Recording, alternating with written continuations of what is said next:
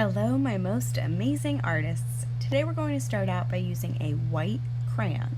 On your table, you're going to have some really exciting art supplies though. Please make sure to start out with your white crayon today though before you start painting so that you can see a magic trick that we're about to do with watercolor paint. You'll notice that your watercolors are organized by warm and cool colors.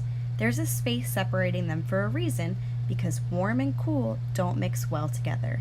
These are brand new watercolors that Miss Q just bought, so please make sure to treat them well along with your brushes.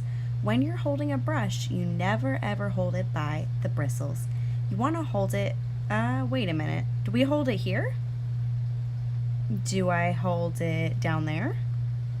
What about down there?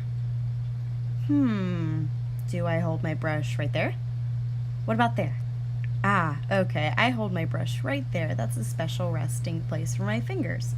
Then I dip it in the water. If it starts to drip, I wipe it on the lip. These kind of paints are called watercolors because they need water to make the color work.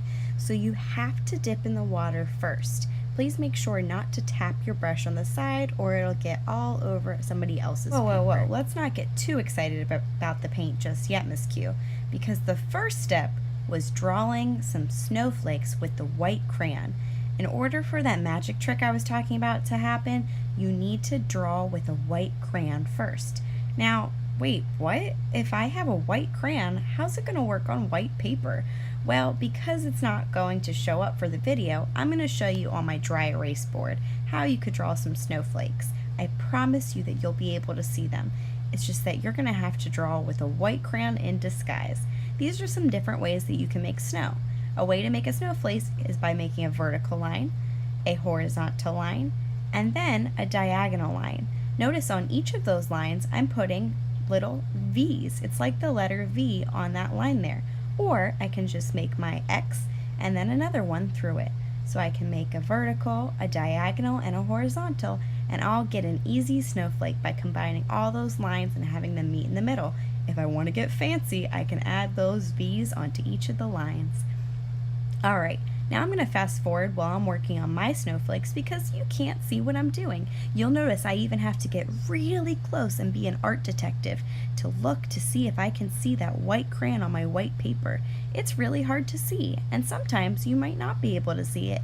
You'll just have to trust that you are an amazing artist and can draw in the dark. Well, it's like drawing in the dark, although it's white and light. Alright, after I'm done with all my snow in my background of my polar bear, then I can finally start painting. Dip if it starts to drip, wipe it on the lip. No, not your lip, silly. The lip is the edge of the bowl. Then I dance around in the paint on the tippy toes, because remember, you want to keep your paintbrush like a ballerina. No booty scootin', because nobody wants to go to the booty scootin' ballet. Keep that paintbrush dancing on her tippy toes all the way across the paper, and wow, that's that magic trick. I can see the snowflakes underneath. All I have to do is dance very lightly with lots of water and just a little dab of paint on there. That will go right over top of the snowflakes. Now notice I'm being very careful not to paint my polar bear because my polar bear is white. In fact, all polar bears are because they live in the snow. So please make sure not to touch your polar bear with the paint. Also notice I'm only dipping my brush in cool colors. If I want to switch my color from blue to purple, I wash my brush and give it a really good bath in between. There should not be any mixing of colors in the paint tray itself. Make sure you give your brush a good bath if you're switching from blue to green or blue to purple.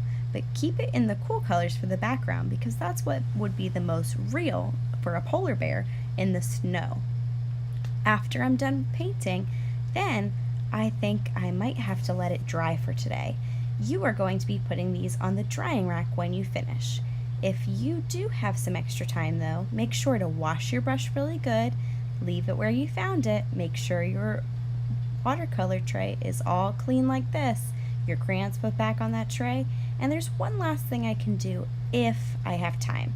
If I have time, I can ask Miss Q for a piece of black chalk. This black chalk is going to outline around my black ink lines. When I go around my black ink lines, I am working very carefully because chalk sometimes is even messier than paint. So if I smear that chalk, it'll make a big mess on my polar bear. Well, after I go over top of my lines, that's actually what I'm going to do. I'm going to smear the chalk to make it look like it's real. So it's not just flat on a piece of paper. I'm going to make it look like it's 3D or popping out of the paper because it has shadows and highlights to make it look real. So I am bringing that in. I'm pulling every little bit of chalk that I drew on my black line and pulling it in towards the center of my polar bear. So at the bottom, I'm pushing in towards the center. At the top, I'm pulling down. I do it even on the eyes, on the nose, on the mouth, on the paws, on the body. But notice I'm not rubbing back and forth or I'll just get a big muddy mess. I'm being very, very careful where I put my finger, and I'm going to be sure to wipe them off with the art wipe right after. I'm going to do a little bit of shadow in my snow, but after that, I am absolutely done. Make sure not to overdo it on the black chalk or you'll end up with a mess. And we don't have white paint to go back over top of your polar bear. So when you're done, make sure that you clean up your hands, clean up your area, and put your painting on the drying rack if it needs to dry. All right, artists, have fun today. Let's get creating.